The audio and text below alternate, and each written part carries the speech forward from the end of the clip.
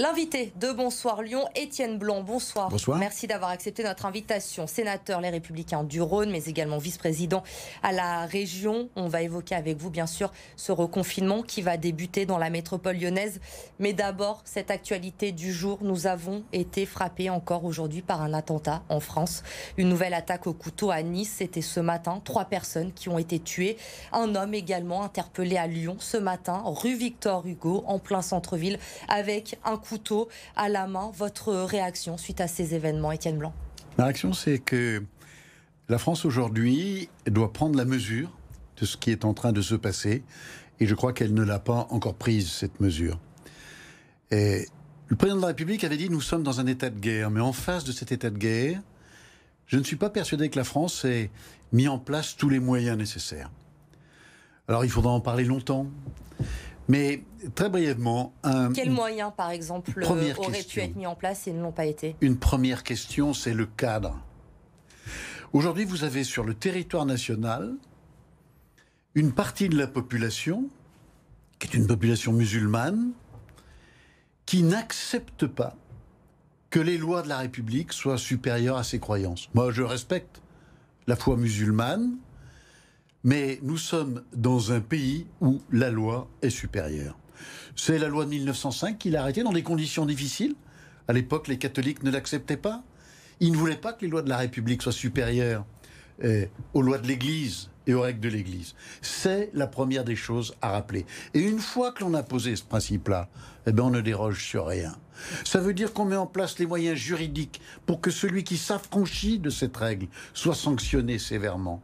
Ça veut dire que celui qui s'en affranchit et qui n'a pas la nationalité française, il quitte immédiatement le territoire national. Ça veut dire qu'en face, on met des moyens considérables de renseignement, d'information pour savoir ce qui se passe. Et dans les mosquées, lui, la charia est en train de prendre le pas sur le code civil. Vous attendez beaucoup, du coup, de cette loi contre les séparatismes qui doit être présentée par Gérald Darmanin au mois de décembre.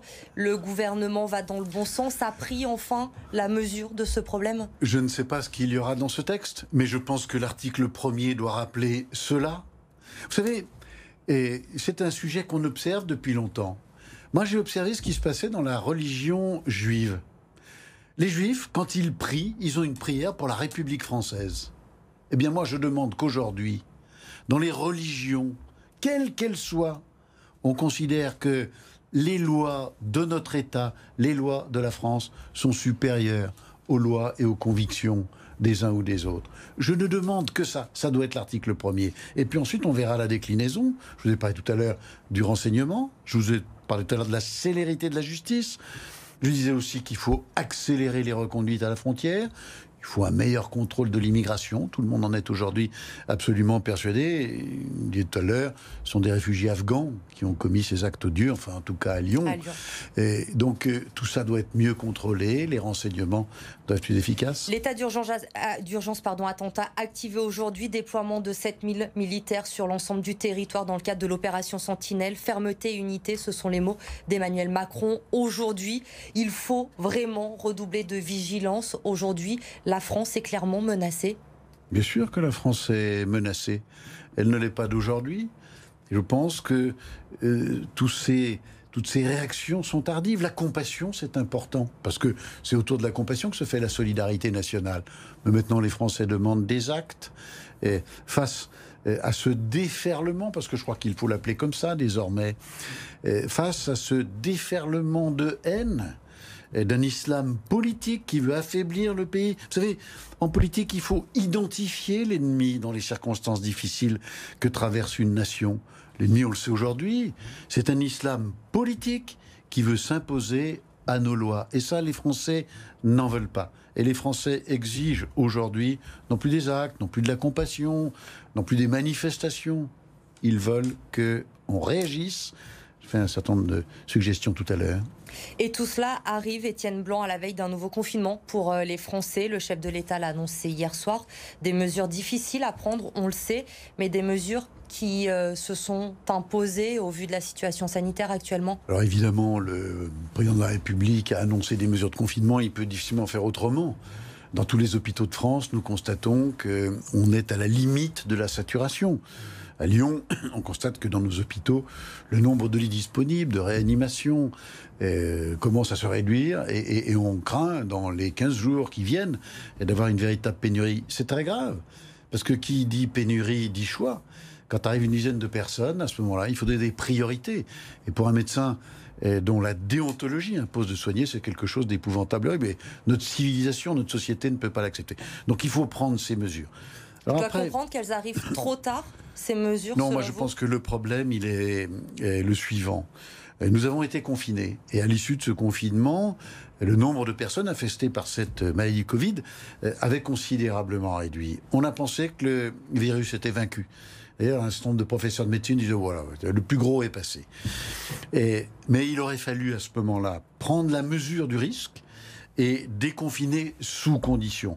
Quand on a autorisé dans Lyon, sur les quais de Saône, sur les quais du Rhône, 300, 400, 1000 jeunes qui se retrouvaient, et on le comprend. C'était la fin de l'été, des moments agréables.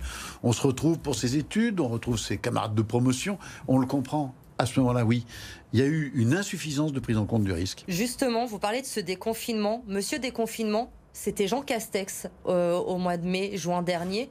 Jean Castex, aujourd'hui Premier ministre, qui devient Monsieur Confinement. C'est assez cocasse quand même comme situation. Je ne crois pas qu'on puisse dire cocasse, mais c'est vrai que Jean Castex, au moment du déconfinement, alors quelles sont les informations qui lui ont été données par la communauté scientifique, moi je n'en sais rien. Mais je pense que la faute, s'il y a faute, mais je crois qu'il y a faute, il y a manquement en tout cas, ça a été l'insuffisance de prise en compte des conséquences d'une fin de confinement où on a ouvert les portes et il n'y a plus de restrictions. À partir de ce moment-là, le virus est reparti. Des mesures difficiles donc, mais des mesures qu'il fallait prendre, mais qui vont impacter également, Étienne Blanc, beaucoup de secteurs qui souffrent déjà depuis longtemps.